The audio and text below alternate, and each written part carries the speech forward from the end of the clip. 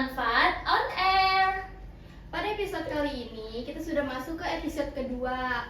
Dan perkenalkan, aku ini Septi Rismawati sebagai host, dan ini partner aku. Kirana Sitania Putri. Nah, pada kali ini kita kedatangan tamu spesial, yaitu Pak Yulianto sebagai Kepala TU di SMP Negeri 94 Jakarta. Selamat datang Pak Yuli. Sebelumnya buat Pak Yuli kalau boleh memperkenalkan diri terlebih dahulu seperti nama panjang Bapak, sebelumnya Bapak ini menjadi apa gitu boleh? Oh gitu ya. Oke. Saya Yulianto ya. Di sini di SMP 94 sebagai Kasatpel atau orang biasa nyebutnya Kasubag TU ya. Sebenarnya sekarang namanya Kasatpel. Saya sebenarnya profesi sebelumnya adalah guru, udah mungkin ada sekitar 25 tahun. Jadi ini baru kalau untuk jadi TU ini. Kalau ditanya cita-cita waktu kecil, sebenarnya saya jadi pemain bola sih. Jadi pemain bola, cuma nggak kesampaian. Mungkin cita-cita awal itu saya. Silakan. Oh iya, oke. Kita masuk ke tema kita ini tentang pertemanan, Pak. Oke. Dan mungkin kan Bapak sini kan pasti dekat ya dengan anak-anak di SMP di Jakarta, akrab tuh. Kayak setiap Bapak apa ya? Pasti kan setiap pagi Ya, ada tosan bersama kan. Nah, itu pasti Bapak jadi lebih dekat dengan siswa-siswa SMP 94 Jakarta. Terlebih juga tuh sama kayak Bapak waktu tadarus itu. Bapak kan Oh, sering kayak tadarus. Setiap pembiasaan pagi. Ya, oke, kasih oke. hadiah siswa-siswa. Iya, benar Ya. sekali. Karena sebenarnya basic saya emang mungkin suka dengan dunia pendidikan, ngajar.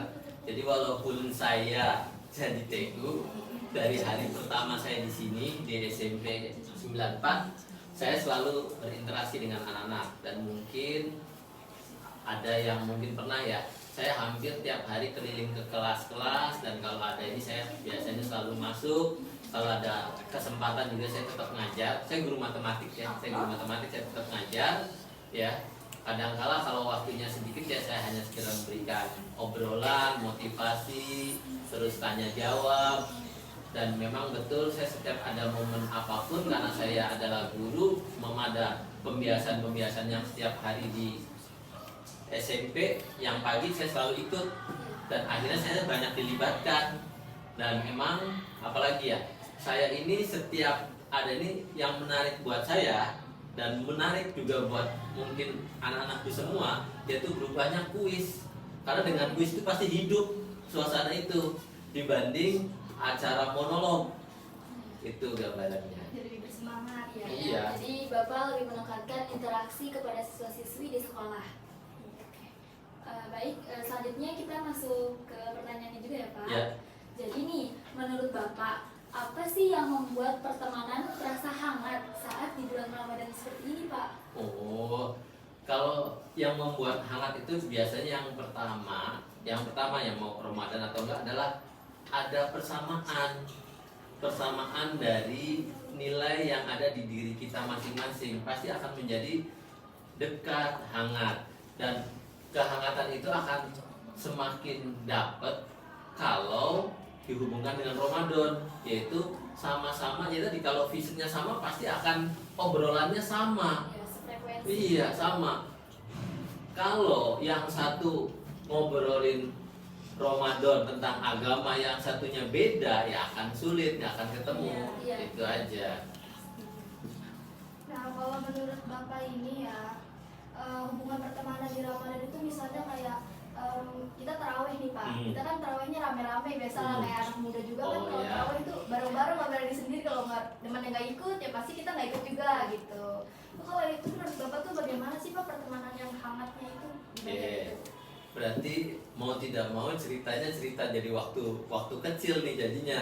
Karena kalau udah tua begini ya akan beda lah pertemanannya. Iya, pasti Pasti langsung ke masjid diem, masa nongkrong. Ya, kalau Bapak waktu kecil mungkin sama seperti anak kecil kebanyakan, tapi apakah zamannya sudah berbeda atau tidak? Waktu zaman Bapak kecil, terutama waktu di SD, pasti kalau pengen berangkat terawih ya, itu pasti awal banget, padahal belum masuk isya ya.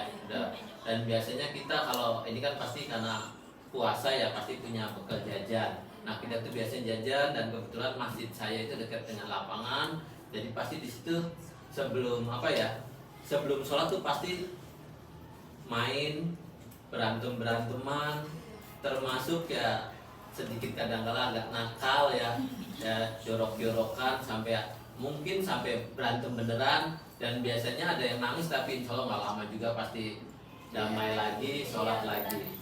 Dan yang ini jangan ditiru ya, jangan ditiru. Pasti pas di sholatnya pun masih bercanda sih. Dan sebagai contoh, Bapak waktu kecil pernah disentil, aja. Ini lama orang dewasa, itu gambarannya. Nah, Iya, pastinya kangen juga fans kita masih kecil ya seperti itu. Nah, selain kebiasaan taraweh, kan biasanya zaman sekarang tuh banyak banget kebiasaan bukber ya Pak, atau Ya. kumpul bersama saat bulan Ramadan.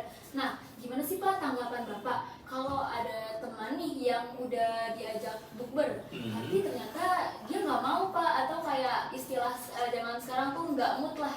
oh gitu. Sebenarnya kan untuk menilai anak itu mau atau tidak kan dilihat dari alasannya aja. Kalau alasannya emang logis, terus ada juga yang mungkin dilarang orang tua karena mungkin ada kegiatan lain, ya mungkin nggak apa-apa aja. Kecuali biasanya asik-asik terus dia tahu-tahu ini berarti mungkin ada something. Apakah dia lagi lagi bete sama si A, si B, itu mah jangan terlalu diambil hati aja. Iya benar, karena seharusnya dengan adanya kumpul-kumpul bulan Ramadan menjadi salah satu cara untuk menjaga tali silaturahmi ya Pak. Oh iya betul itu mah. Nah, kalau menurut Bapak kan kita kan kayak yang tadi itu seperti Bapak bilang itu seperti nggak suka sama si A atau gimana sama si ini gitu kan. Itu kan pasti kita jadi miskom gitu kan Ya. Pak, jadi komunikasinya tuh berkurang. Nah, menurut Bapak tuh bagaimana sih Pak kalau misalnya biar komunikasinya tuh nggak berkurang selama dia tuh nggak komunikasi sama sekali gitu Pak? Oke baik ya, ini agak jauh nih ngobrolnya ya. Jadi anak-anakku sekalian, miskom atau ada friksi atau ada namanya gesekan tidak terjadi sama anak-anak umuran kamu. Kita juga yang tua tetap ada friksi-friksi itu, dan friksi atau gesekan itu sebenarnya nggak apa-apa, itu bagian dari dinamika hidup. Contoh friksi gesekan itu kalau ibarat gini aja, nah ini ya. Kalau di sini mungkin ada yang suka main gitar ya, itu kan hasil dari gesekan itu nah. Kalau yang ngegesek, yang metiknya adalah yang pinter main gitar, kan jadi menghasilkan suara yang enak didengar, harmoni, ya kan enak didengar. Tapi friction itu kalau dipetiknya gitar itu oleh bapak yang nggak bisa main gitar, kan jadi nggak enak di telinga. Itu gambaran saja. Jadi bahwa friction itu sebenarnya nggak apa-apa. Yang penting bagaimana kita mensikapinya aja. Apalagi anak-anak umur segini nggak apa-apa lah. Namanya friction bagian dari proses untuk mencapai menjadi lebih matang, lebih dewasa, dan sekaligus tahu nggak itu menguji seberapa besar kualitas pertemanan kamu.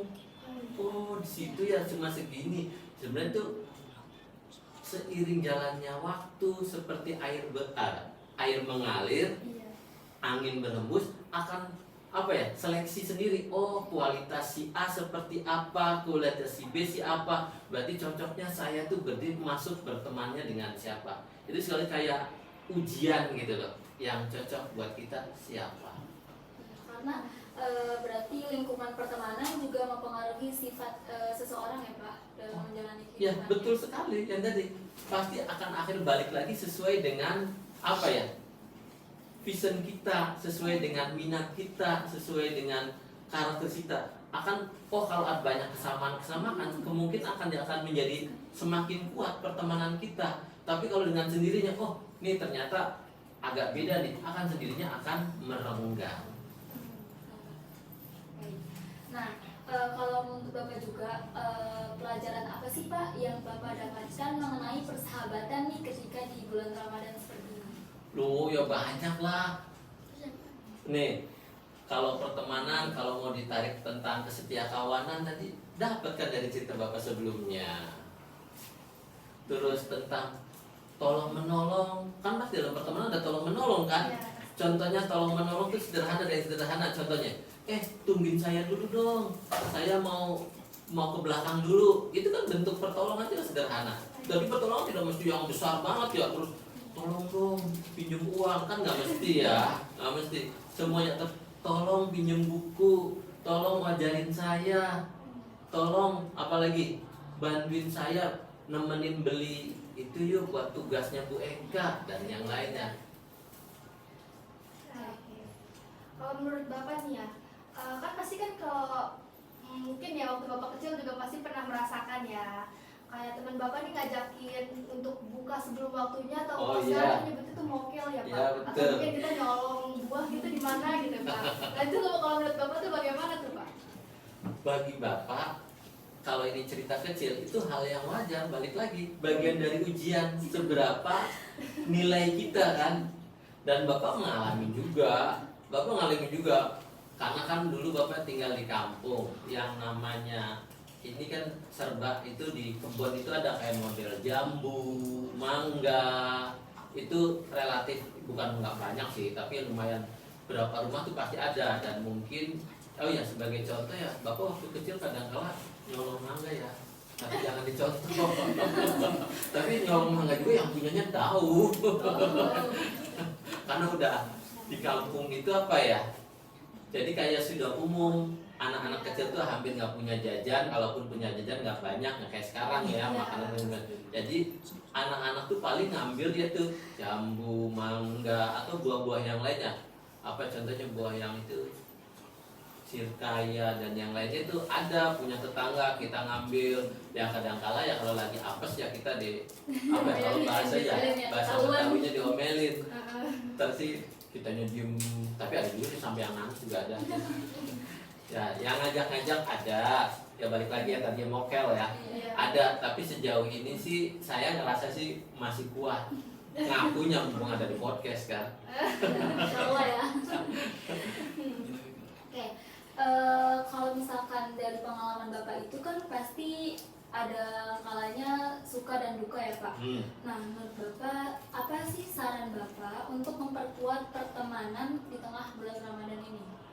Oh, kalau untuk berbuat sih sederhana bagi saya sih, bagi Bapak ya, belajar berkorban. Kalau emang itu temen kamu, itu sahabat kamu, bisa nggak tunjukin nggak kita berkorban buat temen kamu? Dan berkorban nggak mesti tadi yang saya bilang hal yang besar, bisa aja hal yang sederhana. Contohnya yang sederhana, ini dalam bulan Ramadan, ntar saya coba bangunin kamu ya pas sahur, kan sederhana. Atau ntar saya itu ya mampir jemput ngajak sholat taraweh kalau yang rumahnya deket-deketan ya, ini ceritanya. Karena kalau dulu Bapak kecil pasti begitu berangkat itu, karena rumahnya deket-deketan. Dan pasti sambil bercanda, sambil dorong-dorongan, sambil ada macem-macem lah. Kadang-kala pulang juga udah basah semua kena air. Bisa bercanda. Kalau Bapak nih melihat makna silaturahmi sama teman Bapak itu di bulan Ramadan dibanding bulan lain itu gimana? Kayak misalnya kan kalau misalnya bulan Ramadan ini kan kayak berbukber gitu Pak, jadi kayak ada obrolan, padahal sebelumnya kalau nggak Ramadan itu nggak ada obrolan tuh Pak, kayak ayo kita janjian di sini gitu sampai uang habis deh tuh. Itu kalau menurut Bapak itu bagaimana Pak? Gimana ya? Bapak untuk tahun ini belum bukber sih. Saya boleh ya kalau ada yang mau bukber bareng Pak Yuli, guys Silakan diajakin silakan. Boleh ya. Jadi yang pasti bukber juga salah satu sarana buat bersilaturahmi. Dan biasanya tentunya dalam bukber itu silaturahminya lebih mengarah ke meningkatkan rohani ya. Hal ini berarti tentang Islam, karena ini kan hubungannya dengan agama Islam. Dan obrolannya pun pasti relatif banyak berbau ke agama. Itu aja. Oke gitu aja Pak. Kira-kira Bapak masih ada nggak nih apalagi tambahan-tambahan gitu, mungkin pesan kayak yang ingin Bapak sampaikan buat untuk kita, buat murid-murid Oke, selama baik. bulan Ramadan ini? Pesennya sederhana nak, kalau bapak selalu berpesan ke anak-anak tuh tidak banyak dan tidak berlebih-lebih. Cuma pesannya gini ya, terus kenali diri kalian masing-masing sampai kamu tuh mengenal dirinya sendiri, bahwa jalan kamu, pilihan kamu, passion kamu, hobi kamu tuh di situ, supaya kamu menjalani sisa-sisa hidup kamu itu sangat nikmat, sangat menyenangkan. Jangan sampai contoh ya, kayak bapak nih guru, terus ternyata passion bapak tidak pengen jadi guru. Yakinlah bapak setiap hari akan tersiksa hidupnya. Karena apa? Akan ketemu dengan sesuatu yang tidak disenangkan, tidak sesuatu yang disenangi oleh bapak. Oleh karena itu, mumpung masih muda-muda, masih remaja, masih jalan pilihan untuk berubahnya masih ada, dari sekarang kalau emang kebetulan passionnya jadi host, jadi anchor, atau jadi di sini ada kameramen, editor, kreator, silahkan di situ. Akhirnya apa? Kalau emang passionnya di situ, disuruh nggak disuruh tetap akan kerja. Buktinya nih sekarang nih, di saat teman-teman mungkin pada pulang, kamu masih seneng-seneng di sini karena emang seneng. Dan kalau udah seneng, percayalah nak, apa yang kamu lakukan akan mencapai titik yang luar biasa lah. Karena kamu ngerjainnya seneng. Bisa jadi tiap hari ngerjain itu terus berjam-jam, berhari-hari. Akhirnya pasti akan talenta itu terasah dengan baik dan akan mengalahkan orang lain itu dengan mudah. Kalau lawannya emang tadi ada di dunia itu bukan passionnya, ya itu. Dan bayangin, setelah yang kamu geluti itu bagian dari pekerjaan yang menghasilkan uang, enak banget itu. Kamu kerja tapi dibayar. Saya nggak tahu, mungkin kalau dicontohkan dengan, saya kan sukanya bola ya, kayak Messi atau Ronaldo, seneng banget itu. Udah passionnya di situ, kerjaannya juga main bola, terkenal, uangnya berlimpah, dan yang lainnya juga pelayanannya luar biasa, seneng banget. Itu contoh sih. Kalau semoga bisa dipahami, semoga sih, wah luar biasa lah, mumpung masih ada waktu untuk mencapai itu. Oke, baik Pak. Jadi inti yang dikatakan Pak Yuli itu, selagi kita masih dalam masa pertumbuhan di sekolah ini, perbanyaklah kita untuk bersosialisasi bersama teman ya, dan juga mencari pengalaman baru agar kedepannya kita dapat merasakan cita-cita atau impian yang memang kita minati. Oke, mungkin dari podcast kali ini cukup sekian dari kami, pertanyaan-pertanyaan mengenai pertemanan yang ada di bulan puasa. Oke, jangan lupa untuk nonton episode selanjutnya ya di Channel YouTube Lanfat, dan juga jangan lupa kalian saksikan episode-episode sebelumnya dari podcast Lanfat on Air. Baik, sekian dari kami. Terima kasih. Mohon maaf kalau ada salah perkataan. Mungkin kami yang masih dalam tahap belajar. Sekian dari kami. Terima kasih. Wassalamualaikum warahmatullahi wabarakatuh. Waalaikumsalam warahmatullahi wabarakatuh.